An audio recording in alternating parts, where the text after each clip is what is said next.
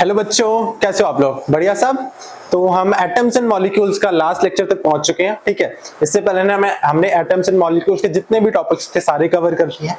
हम इसके बिल्कुल लास्ट स्टेज पे हैं। ठीक है, और इसमें हमने क्या बनाना है, हमने केमिकल फॉर्मूलाज बनाने हैं। ठीक है, अभी तक हमने जितना सारा पढ़ा था that was a buildup for what? Buildup for chemical formula. ठीक है, हमारा लास्ट लेक्चर भी पूरा, जहां पर हमने क्या एक पूरा टेबल बना के atomic masses and valencies learn की थी और सिंबल्स याद किए थे। उन सबका जो प्रॉपर रोल आने वाला है, जो उन सबका प्रॉपर यूटिलाइजेशन आने वाली है, वो कहाँ आएगी? यहाँ पर आएगी। यहाँ पर हम क्या पढ़ेंगे? केमिकल फॉर्मूला कैसे बनाएंगे हम किसी भी कंपाउंड का। ठीक है, जैसे आपको नाम दे दिया सोडियम सल्फेट। अब सोडियम सल्फेट का फॉर्मूला क्या है, उसको रिप्रेजेंट कैसे करेंगे, वो हम बनाना यहाँ पर सीखेंगे। ठीक है, तो बिफोर आई स्टार्ट मैं आपको कुछ दो छोटी छोटी चीजें बताना चाहूंगा।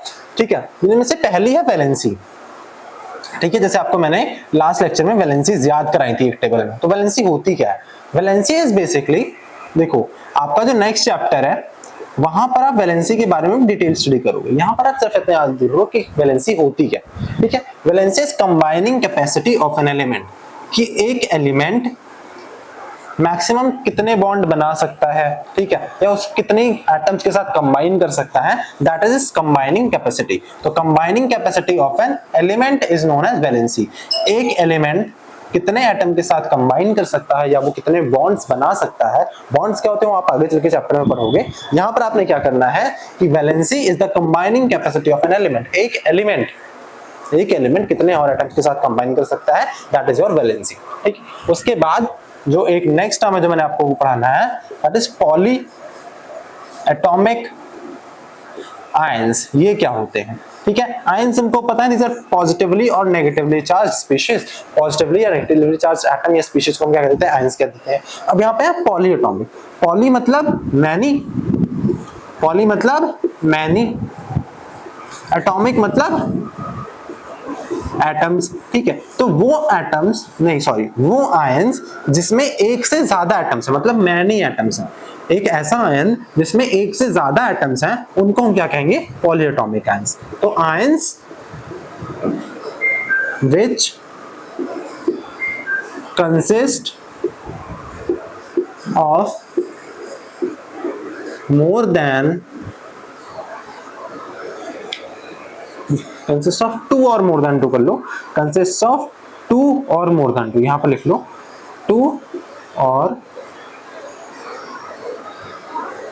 देखो आपका जो टू होता है उसको हम डायटोमिक आयन कहते हैं, जो थ्री होता है उसको ट्राइटोमिक आयन कह देते हैं, चार होता है उसको टेट्राटोमिक आयन कह देते हैं। बट जैसे भी नंबर 1 से ज्यादा है, 2 से ज्यादा हो जाता है, तो हम उसको पॉलीएटॉमिक आयंस कह देते हैं। ठीक है, यहाँ पर इसको ऐसे विच कंसिस्ट ऑफ मैनी आयंस। ठीक है, विच कंसिस्ट ऑफ, पूरा नॉर्मल लिख देते हैं, to or more then to ions, उनको हम कह देंगे पॉलीएटॉमिक आयंस। जैसे कि आपका कौन सा आयन हो गया? Ammonium ion. अमोनियम आयन होता है NH4 पॉजिटिव। यहाँ पर कितने एटम्स हैं? 4 हाइड्रोजन के, 1 नाइट्रोजन के, तो कितने होंगे? 5 एटम्स होते हैं, दिस इज पॉलीएटॉमिक। जैसे आपका हो गया HCO3 negative, this is your bicarbonate ion. Bicarbonate ion में हाइड्रोजन के 1, कार्बन के 1, ऑक्सीजन के 3, 3, 4, 5 आयंस होंगे। ये सारे आपके पॉलीएटॉमिक आयंस। ठीक है, अब हम बनाएंगे केमिकल फॉर्मूला। ये केमिकल फॉर्मूला बनता कैसे है? ठीक है, एक केमिकल फॉर्मूला कैसे बनता है? ठीक है, तो केमिकल फॉर्मूला के जो अल्टीमेट हम ऑब्जर्वेशंस होती है वो हम थोड़ा बाद में पढ़ेंगे। एनसीईआरटी में पहले दिया हुआ है, पर मैं आपको बाद में पढ़ाऊंगा ताकि आपको उससे समझ में आ जाए। पहले हम क्या करेंगे? पहले हम केमिकल फॉर्मूला बनाएंगे। तो उसके लिए पहला स्टेप क्या होता है?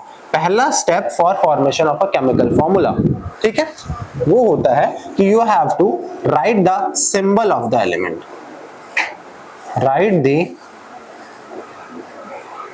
Symbol of the elements. ठीक है, हम एक एग्जांपल लेके चलते हैं साथ के साथ। जैसे कि हम किसका बना रहे हैं? हम बना रहे हैं हाइड्रोजन सल्फाइड। ठीक है, यहां पर मैं आपको एग्जांपल लेते हुए चलता हूं, हाइड्रोजन सल्फाइड का। ठीक है, हाइड्रोजन सल्फाइड का, या फिर चलो इससे भी सिंपल एग्जांपल लेते हैं ताकि आपको स्टार्टिंग में ही सब कुछ क्लियर हो जाए। जैसे कि हम ले लेते हैं, चलो इसका ले लेते हैं, मैग्नीशियम क्लोराइड ले लेते हैं। ठीक है, जो आपने उस टेबल में भी पढ़ा हुआ ना आराम से, आपका है मैग्नीशियम क्लोराइड। ठीक है। तो कौन कौन से एलिमेंट यहाँ पे, मैग्नीशियम है और क्लोराइड मतलब क्लोरीन है, ठीक है। तो हम क्या करेंगे, सिंबल्स लिख देंगे एलिमेंट्स के। मैग्नीशियम का सिंबल क्या हो गया, Mg, और क्लोरीन का कौन सा सिंबल हो गया, Cl, ठीक है। इतना क्लियर है आपको? जब मैंने कल टेबल कराया था वहां पर जाके सिंबल देखो, तो सिंबल आपको मैग्नीशियम का Mg और क्लोरीन का Cl मिलेगा, ठीक है। उसके बाद सेकेंड स्टेप क्या होगा, right valencies of elements below it's symbol, कि इनके सिंबल के नीचे जो इनकी वैलेंसी होती है आपने वो लिखनी है, ठीक है। तो आपने ऐसे लिख रखा था Mg और Cl, Mg की वैलेंसी थी आपकी +2, ठीक है, और Cl की वैलेंसी थी -1, ठीक है। तो आप ऐसे लिख दो, इसकी वैलेंसी 2 नीचे रख दो, क्लोरीन की वैलेंसी -1 नीचे रख दो, ठीक है। Third is final. Final step क्या है, you have to cross over the valencies, cross over the valencies and write them as subscript of another element। मतलब हमने क्या करना है, ठीक है, मैं आपको यहीं करके दिखा रहा हूँ, नीचे स्पेस कम है, कि इनकी वैलेंसीज को क्रॉस कर देना है। इसकी वैलेंसी इसके पास चली जाएगी, इसकी वैलेंसी इसके पास चली जाएगी, ठीक है। इसकी वैलेंसी इसके पास चलेगी मतलब मैग्नीशियम आपका 1 होगा। देखो क्रॉस करने के बाद अपने सिंबल ध्यान में नहीं रखना, साइन कन्वेंशन आपने ध्यान में नहीं रखना। क्रॉस करने के बाद अपने सिंबल मेंशन नहीं करी, तो आप क्या कर दोगे, मैग्नीशियम और मैग्नीशियम की वैलेंसी आपने सबस्क्रिप्ट में लिखनी है, ठीक है। देखो ये क्रॉसओवर कर दिया तो ये मैग्नीशियम के पास चला गया, और इसको भी आपने यहाँ पे लिख देना है, मतलब 1 है ना वैलेंसी, तो 1 को हम नहीं लिखते यहाँ पर। चलो मान लो आपने 1 लिख भी दिया, Mg1 लिख दिया, उसके बाद आपने लिखना है क्लोरीन, ठीक है। अब ये जो मैग्नीशियम की वैलेंसी थी ये हमने क्रॉसओवर किया ना, तो चली जाएगी क्लोरीन के पास। तो आप Cl के सबस्क्रिप्ट में, सबस्क्रिप्ट का मतलब नीचे, तो यहाँ पर आप 2 लिख दो। तो मैंने वही किया है कि क्रॉस ओवर द वैलेंसीज, हमने वैलेंसीज को क्रॉस ओवर कर दिया, मतलब 1 मैग्नीशियम के पास चला गया, 2 क्लोरीन के पास चला गया, और इसको हमने किस फॉर्म में लिख दिया, सबस्क्रिप्ट के फॉर्म में ऑफ अनदर एलिमेंट। मतलब मैग्नीशियम की वैलेंसी क्लोरीन के सबस्क्रिप्ट में है और क्लोरीन की वैलेंसी मैग्नीशियम के सबस्क्रिप्ट में है, ठीक है। अब 1 को हम रिप्रेजेंट करें या ना करें कुछ फर्क नहीं पड़ता। तो आपका जो फाइनल फॉर्मूला बन के आया है that is on magnesium chloride का MgCl2, ठीक है। MgCl2 इज मैग्नीशियम क्लोराइड, ठीक है। ओके, तो हमने क्या किया, सबसे पहले सिंबल लिखा एलिमेंट का, फिर उनकी वैलेंसीज लिखी उनके नीचे, फिर उनको क्रॉसओवर किया और उनकी वैलेंसीज को एज अ सबस्क्रिप्ट लिख दिया, ठीक है। यही होना था, ऐसे ही बनेगा आपका पूरा का पूरा केमिकल फॉर्मूला, ठीक है। अब हम एक करके एग्जांपल्स और करेंगे, जैसे हम एग्जांपल्स करते जाएंगे तो हमको सीधे समझ में आती जाएंगे, ठीक है। ठीक है, अब हम एक एग्जांपल करते हैं, फिर मैं इसको जल्दी से रैप अप करूंगा।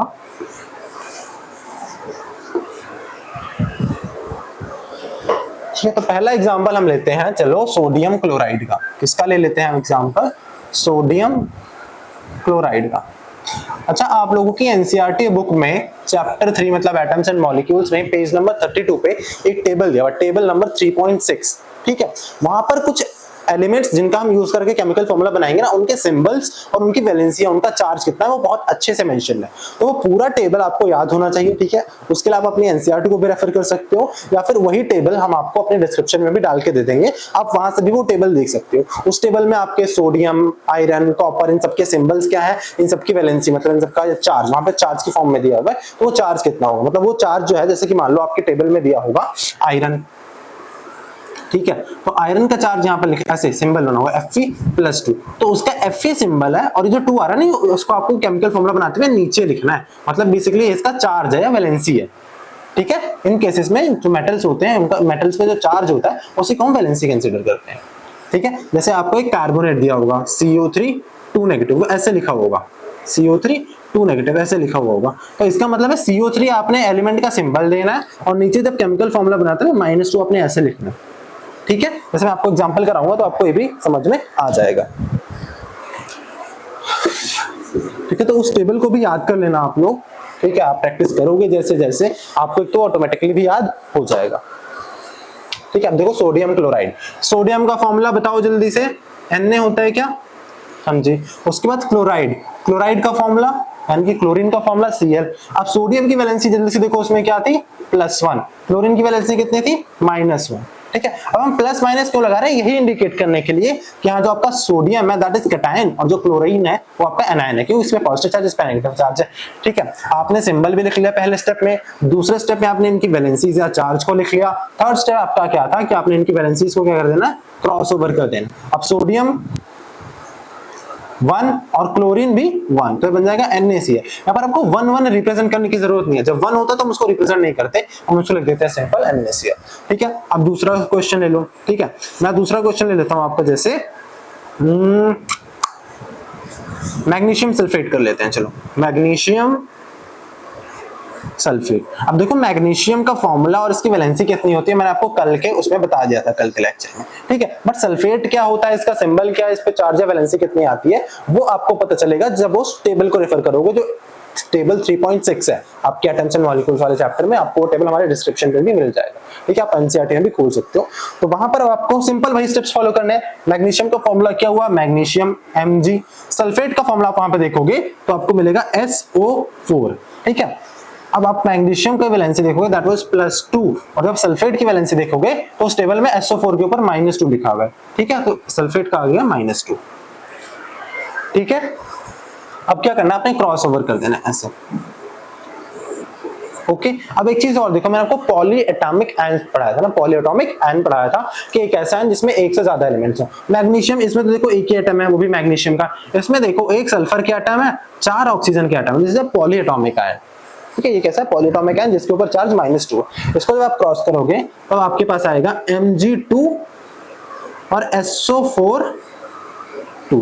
ठीक है, हम एक तो ऐसे लिखते हैं, बट ऐसे लिखने का मतलब, इसका मतलब है मैग्नीशियम में 2 है और सल्फेट भी 2 है। इसको हम ऐसे सिंपली भी लिख सकते हैं, इसको सिंपलीफाई कर दो, मैग्नीशियम भी 1 सल्फेट भी 1। हम यहाँ पे कंपैरेटिवली देख रहे हैं ना कि मैग्नीशियम का 2 सल्फेट के 2 के साथ कंबाइन हो रहा है, तो मैग्नीशियम का 1 सल्फेट के 1 के साथ ही कंबाइन होगा, तो हम इसको सिंपल फॉर्म में लिख देते हैं, 1 1 लिख देते हैं। ठीक है, 2 2 लिखने के बजाय हम 1 1 लिख देते हैं। ठीक है, सिंपलेस्ट फॉर्म में। दिस इज रिप्रेजेंटेशन जो यहां से आई, बट ये इसका फॉर्मूला बनता है। क्यों, क्योंकि 2 और 2 तो बराबर ही है ना, 2 और 2 बराबर है, इसको 1 और 1 के फॉर्म में हम लिख सकते हैं। यहाँ पे अगर 4 और 4 भी होता तो हम लिख देते, बट अगर यहाँ पे Mg2 और SO4 होल थ्राइस होता तो फिर हम नहीं लिख सकते थे। ठीक है, तब हमको ऐसे ही लिखना पड़ता। ठीक है, इसके बाद हम कुछ एग्जांपल्स और कर लेते हैं and then we will wrap it up.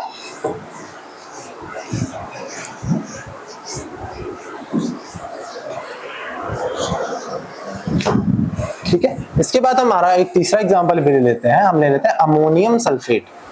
क्या ले लेते हैं, अमोनियम सल्फेट।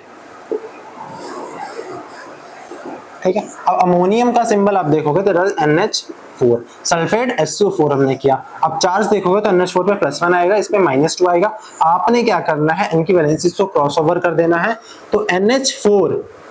ठीक है, अब जब भी कोई पॉलीएटॉमिक आयन होता है ना, तो हम उसकी वैलेंसी को लिखने के लिए ब्रैकेट लगाते हैं, ब्रैकेट के अंदर लिखते हैं आप। ठीक है, ब्रैकेट के अंदर लिखेंगे जब कोई पॉलीएटॉमिक आयन है, तो NH4 2 हो जाएगा, 2 उसके पास आ गया। और SO4 देखो, SO4 into 1 होता, बट 1 को तो हम ऐसे लिख देते हैं ना, मतलब इसको बेसिकली हमने ऐसे लिखना चाहिए था 1, बट 1 तो हम रिप्रेजेंट नहीं करते ना, तो 1 को रिप्रेजेंट करने की कोई जरूरत नहीं है, तो आपका ये ऐसा बन जाएगा। ठीक है, तो एनसीईआरटी में आपको जहाँ पे रूल्स दिखे हुए केमिकल फॉर्मूला के लिए, वहां पर थर्ड रूल आपका ये लिखा हुआ है कि जहां पर भी पॉलीएटॉमिक आयन इंक्लूड होगा तो उसको जब हम केमिकल फॉर्मूला में लिखेंगे तो उसको ब्रैकेट के अंदर इंक्लूड करेंगे। ये आपका एक पॉलीएटॉमिक आयन था, नाइट्रोजन के 1 आयन, एक एटम, और हाइड्रोजन के 4 एटम्स। ठीक है, जब 2 वैलेंसीज के साथ गई तो इस पूरे के साथ जाएगी, ऐसा नहीं कि आप ऐसे लिख दो। अगर आप इसको ऐसे लिख दोगे ना, NH4 और 2, तो ऐसा इसका मतलब है कि हाइड्रोजन जो है ना, सिर्फ हाइड्रोजन के साथ ये 2 की वैलेंसी गई है, पूरे NH और 4 के साथ नहीं गई है, इसलिए हम ब्रैकेट लिखते हैं कि ये वैलेंसी इस पूरे NH4 के साथ है। ठीक है, तो जो हो गया आपका अमोनियम सल्फेट। एक हम लास्ट एग्जांपल भी कर लेते हैं, और उसके बाद हम क्या करेंगे, इसको खत्म कर देंगे। ठीक है, तो हम जो लास्ट कर रहे हैं दैट इज सोडियम कार्बोनेट। क्या कर रहे हैं हम, सोडियम कार्बोनेट, सोडियम कार्बोनेट। ठीक है, सोडियम कार्बोनेट, सोडियम का फॉर्मूला Na, कार्बोनेट का फॉर्मूला CO3। सोडियम की वैलेंसी +1, कार्बोनेट की वैलेंसी -2, इसको क्रॉस कर दो। देखो ये वैलेंसीज क्या है, सिंबल्स क्या है, ये आपको याद रखने पड़ेंगे और सच बताऊं तो जितनी आप प्रैक्टिस करोगे तो ये अपने आप भी आपको याद हो जाएंगे। तो Na इसके साथ ये 2 इधर आ जाएगा। हमने ये साइन रिप्रेजेंट नहीं करना फॉर्मूला में, हम यहाँ पर बस लिखते हैं, यहाँ पर हम सिर्फ मैग्नीट्यूड लिखते हैं, मतलब ये वैल्यू लिखते हैं बिना साइन के। तो Na2 हो जाएगा और CO3 पे तो आपका सिर्फ 1 गया, तो बन गया आपका सोडियम कार्बोनेट। ठीक है, तो ये ऐसे लिखते हैं हम केमिकल फॉर्मूलाज, स्टेप्स। अगर आप स्टेप्स को फॉलो करोगे तो बिल्कुल सिंपल सी चीजें बनती चली जाएंगी। ठीक है, अब कुछ रूल्स थे जो आपके एनसीईआरटी की बुक में लिखे हुए हैं केमिकल फॉर्मूला में क्या क्या होने चाहिए। तो उसमें एक चीज क्या होनी चाहिए कि किसी भी केमिकल फॉर्मूला में जो टोटल चार्ज है वो बैलेंस होना चाहिए, मतलब बैलेंसी जो है बैलेंसिंग होनी चाहिए। देखो अब सोडियम पे ऊपर +1 चार्ज था, ठीक है, और इस पे -2 चार्ज था। ठीक है, सोडियम के ऊपर +1 चार्ज है, लेकिन सोडियम केमिकल फॉर्मूला में है कितने, 2 है। एक सोडियम पे +1 चार्ज है, लेकिन इस फॉर्मूले में कितने हैं, 2 हैं। तो टोटल चार्ज कितना हो गया, +2, 2 × +1 +2। अब देखो एक कार्बोनेट के ऊपर -2 चार्ज था, तो एक ही कार्बोनेट है उसके ऊपर -2 चार्ज है, तो यहाँ पे आ गया 0। या इससे पहले भी जो हमने किए थे, जैसे इससे पहले हमने क्या किए, मैग्नीशियम क्लोराइड किया था ना सबसे पहले, MgCl2, तो मैग्नीशियम के ऊपर चार्ज कितना था, +2, और मैग्नीशियम है भी एक, तो +2 ही हुआ। इधर क्लोराइड, एक क्लोरीन के ऊपर -1 चार्ज था, और क्लोरीन है कितने, 2, तो देखो ये +2 है, ये -2 है, तो नेट क्या हो गया, बैलेंस हो गया। और टोटल वैलेंसी या जो टोटल चार्ज है केमिकल फॉर्मूला में वो 0 ही रहेगा। ठीक है, सेकेंड थिंग कि जब भी हम केमिकल फॉर्मूला बना रहे होते हैं, ठीक है, तो उनमें से अगर एक हमारा मेटल है और एक नॉन मेटल है, तो हम मेटल वाले को पहले लिखते हैं, मतलब आगे Mg लिखते हैं। इसको हम ऐसे नहीं लिखेंगे Cl2Mg, इसको ऐसे नहीं लिखेंगे। ठीक है, हमको पता है मैग्नीशियम एक मेटल होता है, क्लोरीन एक नॉन मेटल होता है, तो जहां भी ऐसी चीजें आ जाती हैं, ऐसे कंपाउंड्स आ जाएंगे, वहां पर हम क्या करेंगे, वहां पर हम मेटल को पहले लिखेंगे, नॉन मेटल को बाद में रखेंगे। और थर्ड रूल ये है कि जहां कहीं भी पॉलीएटॉमिक आयन आएंगे तो वहां पर हम उसको रिप्रेजेंट करने के लिए ब्रैकेट लगाएंगे, जो मैंने आपको यहाँ पर लगाकर दिखाया था। ठीक है, यहाँ पर नहीं, अमोनियम सल्फेट, इससे बैक वाला जो एग्जांपल था हमारा, यहाँ पर हमने ये बनाया था NH4 whole twice and sulphate, ये एग्जांपल। ये आपका एक पॉलीएटॉमिक आयन है, और यहाँ पर जब हमने इसकी वैलेंसी क्रॉसओवर करके इसके पास 2 आई, तो हमने इस पूरी पॉलीएटॉमिक आयन पे क्या लगाया, ब्रैकेट लगाया। ठीक है, तो ये थे रूल्स, ये मैं आपको पहले इसीलिए नहीं कह रहा था क्योंकि तब आपको समझ में ना आता पॉलीएटॉमिक आयन क्या है, उससे ये फॉर्मूला कैसे बना, ब्रैकेट कहाँ लगा रहे हैं, अभी आपको ये चीज समझ आ जाएगी। ठीक है, that's all about our chapter, and यहाँ पर हमारा चैप्टर खत्म होता है। हमने इस चैप्टर से रिलेटेड सारे टॉपिक्स बहुत अच्छे से कवर कर लिए हैं। ठीक है, इसके बाद हम अपना नेक्स्ट चैप्टर स्टार्ट करेंगे जो हमारा स्ट्रक्चर ऑफ एन एटम। वहां पर हम एक एटम की इंटरनल स्ट्रक्चर को बहुत अच्छे तरीके से पढ़ेंगे। ठीक है, इस चैप्टर में आपका जो कोई भी डाउट है, जो कोई भी क्वेश्चंस है, अगर आप कोई टॉपिक आप दोबारा भी चाहते हो कराने के लिए, आपको नहीं समझ आया है, तो आप कमेंट कर सकते हैं। हम जैसे ही उसको पढ़ेंगे हम आपको उसका रिस्पॉन्ड जरूर करेंगे। ठीक है, आप हमारे चैनल को फॉलो करें ताकि आपकी जो आने वाली वीडियोस है, आने वाले चैप्टर्स हैं, वो आपके मिस ना हो बिल्कुल भी। और अगर आपके कोई पिछले चैप्टर्स या पिछले वीडियोस मिस हो गए हैं तो आप हमारे चैनल पे जाके देख सकते हो। यहाँ पर एक आई का भी बटन आ रहा होगा, यहाँ पर आपको वीडियो की डिस्क्रिप्शन भी मिल रही होगी, आप यहाँ पर जाके हमारी लेटेस्ट वीडियोज, हमारी रिसेंट वीडियोज रही है, उनको भी देख सकते हो। ठीक है, सो थैंक यू हमारे साथ एंड तक जुड़े रहने के लिए। ऐसे ही आप लोग हमारे साथ जुड़े रहें ताकि हमको एक मोटिवेशन मिलती रहे वीडियोस बनाते रहने के लिए। ठीक है, और बहुत जल्दी हम बाकी क्लासेस के भी वीडियोस लेकर आएंगे। ठीक है, थैंक यू वेरी मच।